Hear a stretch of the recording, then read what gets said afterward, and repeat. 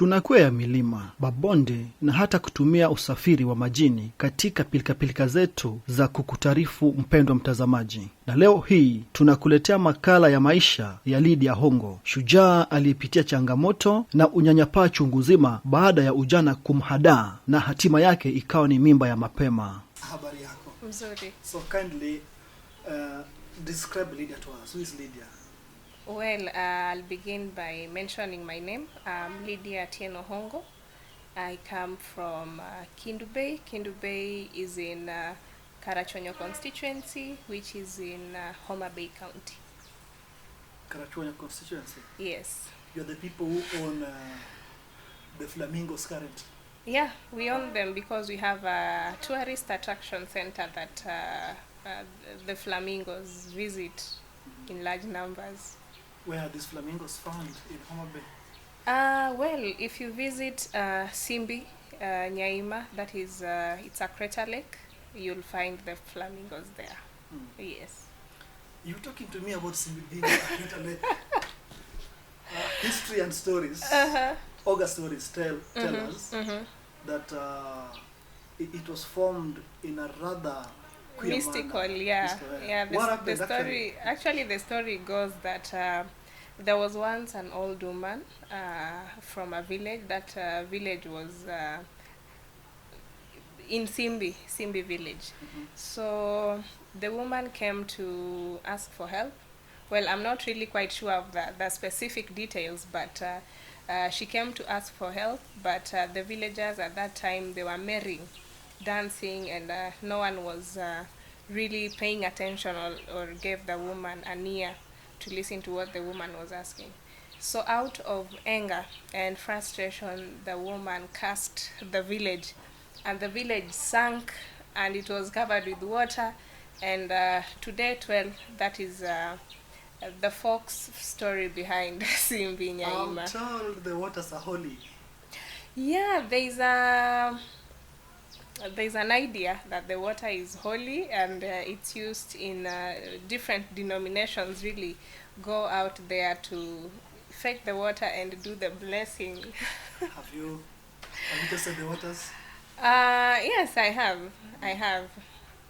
I just, out of curiosity, I went and got the water, and I used it for, whoever sent me told me it would cure my acne. You know, acne, the pimples that come out during adolescent and after adolescent, yeah. So I literally went and took some water and tried it out. Tried it out. Yeah. Sasa tuzungumzie swala la kidini sasa. Huyu Lydia ni binti ya mchungaji. Lydia, watu wanakuchukuliaje kanisani? Kwa sababu wewe hapa ni bintie mtumishi wa Mungu, mchungaji wao. Wanakuchukuliaje? Hawakunichukulia vizuri kwa sababu one, nilikuwa binti mdogo. Two, sijaoleka. Hiyo kutooleka na umepata mtoto inakuwa swala lingine nzito katika hizi madini mbalimbali wa Kristo ama hizo dini zingine. Hawakuchukulia vizuri. Walikuwa wanaona nimekosa kulainishwa vizuri na mchungaji. So it wasn't good. It wasn't a good look for my dad. Yeah, but we overcame that. Yeah. Hii ni simulizi ya Dada Lydia Hongo kuhusu safari yake ya mimba ya mapema na jinsi alivyojikwamua na dhuluma za unyanyapaa. My primary education was at a school called Ibokoko Primary School. Then I went to high school, that is Mawego Secondary School. And then after high school, I went ahead to Moi University to pursue a bachelor's degree in political science and public administration. So my first year was great. The first semester and then the second semester And then we were moving on to second year. When you are young and your parent is telling you to, be a good person, focus on your studies, forget about boyfriend and relationships. At that time, you feel like your parents are attacking you. I mean, they're infringing your rights. But again, it was a good thing because concentrating on your studies and not being involved into these premature relationships, really, it protects you from a lot of vulnerabilities. It was good. They were minding my future, but at that time I didn't see that was making a lot of sense. So during the second year, I met someone. I was at that time I thought I was in love, really stupid love. At that time I was still a teenager. So during the second semester I realized that I had conceived. With all the stress and this man, after getting to know that I was expectant, then decided to leave. Ilikuwa ni rejection from the person who was responsible for me being a parent. In school now, with my peers, I had friends coming to tell me that you should abort, you should do away with the baby for you to continue being our friend. So that was so emotionally it was downbringing. Yeah, it wasn't something that I'd anticipated for. So it was heavy on me. I just told myself, well, just continue with your schooling. So I went ahead with my schooling. When your parents sends you to school and it's first year, they are expecting a lot from you. They really have so much faith built on you. So having to tell my parents that I'd conceived was quite a hard task. So at the onset, I didn't say anything to my parents. It's during my 6th month, during the pregnancy, that now a friend of mine actually did not break the news to my parents.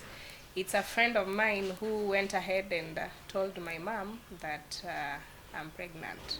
They were so disappointed, very disappointed, because really disappointed. I was the first one and they were really expecting so much from me. It was a total disappointment. Ukikumbuka tu back at home, I mean how people take you, and my mother is a teacher and the teachers are associated with straight upbringing their children straightly, and my dad is a man of God at a church. So you see, the idea, the perception that brings to your family is not good. So that really weighed on me. Yeah, it really weighed on me. So my mom called me and she wanted to confirm if what was told to her was true. And I told her, well, yes, it's true. And I did my apology, as anyone else can do, for disappointing them and all that. This went on until it was time for delivery. 2 weeks before I delivered, I did my exams. So after the exams, then I was admitted at Keses, it's a dispensary, Keses Dispensary Hospital. That is where I delivered. Mara nyingi wasichana wadogo wapatapo mimba, asilimia wao kubwa hukumbwa na matatizo si haba wakati wa kujifungua kwao, kama anavyoeleza Dada Lydia Atieno. Actually, I went to the hospital alone. During the delivery, I had complications, and I suffered really. The degree, whatever that nurse was explaining, is that the level of the tear of the cervix was really high, and now I developed a complication, fistula, and fistula is not it's not a good complication for a young person. This fistula complication is you become uneasy because due to the tear you have a urine leak, and then you equally have the stool leak. So the nurse encouraged me to see a gynecologist on the same. So after the delivery, whoever came to pick me was a mama mboga I was close to. Not close to, but really I used to buy food stuff from that mama mboga. So the mama mboga came to the hospital, picked me from the hospital, took me back to my campus house, and she only called a friend to come and assist me for the few days after someone has delivered. It's a hectic time after 2 weeks, and then now my mom came to pick me from school. Traveling was going to be a hard thing because I was weak, the complication was here, it was a traumatizing experience. You know, I was a bright student, and well, I'm still bright, but so a bright teenager going to campus and coming back with a child is really a disappointing thing, and watu watakuchukulia kama a laughing stock in the society, because wewe umepelekwa shule and you are back here with your child. Wanafikiria kwamba now by this really you have brought shame to your family. Sijai kuwa mama, and now this was my first time experiencing this. I don't know what to do when the baby is sick. Mtoto ni mgonjwa, pia mimi namsaidia kulia akilia, and kukuwa na hiyo guilt ya kudisappoint parent pia. You are there, but yani una feel tu wewe ni burden, kwa sababu hiyo ni kitu haiko imepangwa, na si ati ni kitu mzuri, ni kitu mbaya imefanyika, haiko imepangwa. So haikuwa rahisi. At that time, really, life was really unbearable.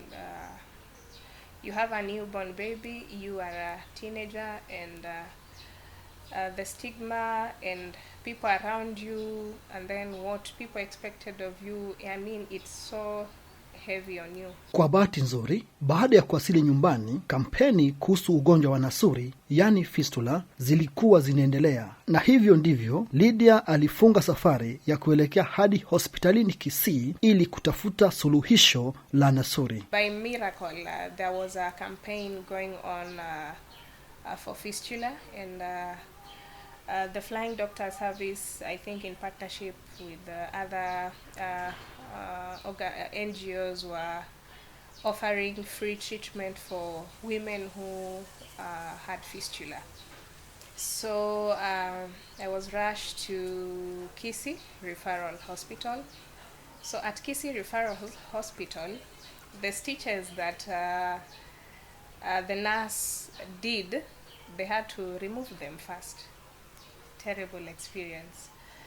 After removing them, then I had to go back home and heal, because they can't operate on you with fresh wounds. The tissues were so delicate. So I had to go back home, and I lived with this fistula for almost 2 months. So after the 2 months of living with fistula, the wounds and that arose as a result of those earlier stitches being removed, I was healed, and now I was scheduled for a correction surgery that I went for in Kisumu. The surgery was a success. And I think it's the support I got. Well, as much as my parents were so disappointed at first, but I got that support. They welcomed me, and I went ahead. Jinsi gani ulijikwamua katika haya yote?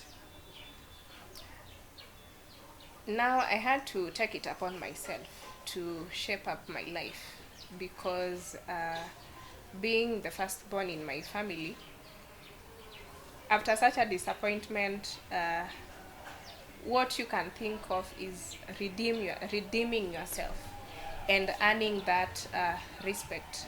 So I took it upon myself to soldier ahead and focus on my life and focus on the future that I wanted to provide for my son and my family as well. And I had support from friends. They gave me psychosocial support. Some male friend of mine took me to this support group, mental health, and that really helped me a lot. And I equally had other female friends who played a role in me being stable mentally after that ordeal. So I just took it upon myself to complete my studies and build a future for myself, my son, and for my family. Kulingana na Lydia, taarifa na elimu chanya kuhusu athari za mimba za mapema ndiyo changamoto kubwa na chanzo cha mimba hizi. Them not accessing inadequate information around pregnancy, the risks of pregnancy, and two, I'd say that watu wadogo, they are so excited about falling in love, which at that time really seems like paradise. Unajua inakaa paradise hadi mtu unasahau the reality yenye iko kwa ground. So you just go in fully with your you just immerse yourself, body, spirit, mind, everything in fully. And at that time utaki kusikia any advice from anyone. So I think being young, someone is emotionally vulnerable, and at times and in many cases they are not able to make sound decisions for themselves. Vile Dada Lydia pia amewashauri akina dada wanaopitia hali ya kukataliwa kwa sababu ya kupata mimba za mapema kuwa wasife moyo, kwa sababu kukataliwa ni sehemu tu ya mapito ya maisha. Ujumbe ningeweza mwambia msichana mwenye anapitia hiyo rejection ni kwamba hiyo rejection, the rejection is just a setback. Haifai kufa moyo, ama hiyo rejection haifai kumfanya a lose hope totally. Kama ni mwenye alikuwa anaenda shule, anafaa ajikakamue zaidi, aende shule, apite, kama ako shule ya msingi, aende shule ya sekondaria, aende shule, aende campus, and na afanye kazi kwa bidii. Afanye kazi kwa bidii so that she is able to redeem herself and give herself a second chance in life. Kuhusu wazazi ambao mara nyingi huwagandamiza, kuwanyejeshea mvua za matusi na hata kuwashauri mabinti zao kuzihavya mimba hizo za mapema, Lydia anawaomba kuwa wavumilivu na wanao. Unapata mzazi mwanao akishashika mimba, anamwambia atoke kwa nyumba, atafute huo mvulana aliyempachika mimba, maneno mingi, matusi, nini, lakini that is not the way to go. Well, it has happened. You cannot reverse the situation. And some parents go ahead to subject their children to early abortions, which would be risking the lives of these young adolescent and young girls. Kama hiyo mimba haihatarishi maisha ya huyu mtoto mdogo, then abortion is not the way to go. So they should just embrace these girls or young women, embrace them and support them, because kuteleza sio kuanguka. Despite someone having conceived at a young age, doesn't mean that this person cannot have a brighter future. This person can have a brighter future when they are supported and when they are given a second chance. So it would be good for our parents or our siblings or our relatives, if in case this young girl becomes pregnant, they give them a second chance. Warudi shule. Hata serikali ya Kenya iko na hiyo provision ya school reentry program. Mwenye ame pata mimba akisha deliver, then anaweza kurudi kusoma. So they should just embrace these girls, support them, and make them realize that they can still make a good future for themselves. Ni ukweli kwamba lazima njugu yanjwe ndio kujua tamwake? Sio ukweli. Hiyo tu ni ile mentality imewekwa, eti yule mdogo yule mbichi. Zungumzia jamii nzima, ama sehemu za jamii ambazo bado wanaamini katika eti kujua utamu wa njugu lazima njugu ionjwe. Kwa sababu hili swala I think pia inachangia mno katika swala nzima la upachikaji wa mimba kwa wasichana wadogo. That is a myth, na unapata mwingine ameishikilia sana hiyo maneno akidhani ni ukweli, na si ukweli. Njugu sio lazima ionjwe, waache, yani they should leave our young children to grow, wa enjoy childhood, wakuwe adults without their life being distorted here in between. So kuonja njugu is a no. Kumekuwepo dhana kwamba msichana mdogo wanajua fertility yao, kama wanaweza wakazaa iwapo atakuwa amepachikwa mimba akiwa mdogo. Kwa sababu wengine bado wanaamini kwamba akienda kwa mume kabla hajazaa hawatambui huyo msichana hata kuwa mwanamke kamili. Je, kwa mambo kama kwa swala hili zima unasemaje?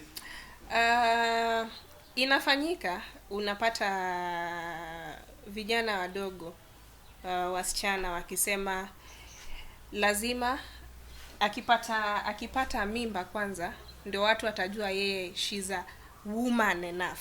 They're just myths, and I think creating awareness, kuwafunza hawa watoto hii sexual reproductive health is a key component yenye itasaidia hawa wasichana ku make informed decisions. Sasa hebu zungumza na huyo mhusika mkuu ambaye ni mwanamume, ambaye kazi yake ndio hii ambayo tunazungumzia.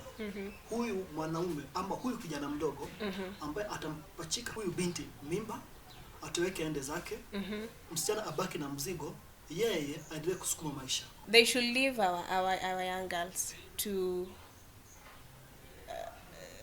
wasome, they make it in life. Kwa sababu we need productive women in our society as much as we need productive men in our society. So hawa vijana wapatie wasichana wetu heshima. Our girls need to live a very niseme soft life. Sio soft life ya kuwa tajiri, lakini ile maisha iko nywe, bila matatizo ya mimba, bila matatizo ya kukua sexually harassed, bila matatizo ya kwenda kwa ile ndoa ya mapema. In your parting shots, what can you tell the society about teenage pregnancy and early marriages? It's a practice that is on the high because the prevalence rates are shooting up, and if we are not keen, then we are not going to have a future generation, because the future generation we would have been cut short. There are different groups in the community who are considered as the frontiers that are leading to early marriages and teenage pregnancies. First, we have the border sector. We have a majority of them who are school dropouts, who just want to use these young teenagers and dump them. They lure them with goodies and the aftermath of that is teenage pregnancy. And then we have fishermen. We are nearing the lake, and it is one of the factors that are driving the rise of these harmful practices. We have them conducting transactional sex.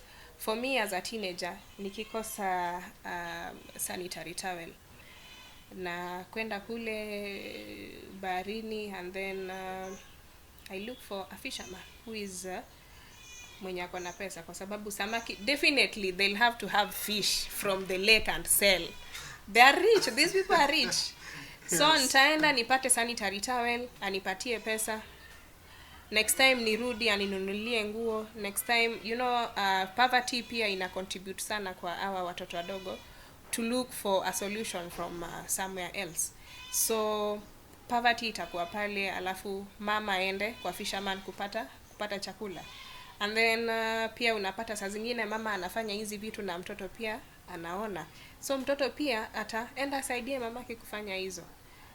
So these sections of our society that are considered to be the frontiers, wao ndio ni catalyst wa ile maneno ya teenage pregnancy and early marriages.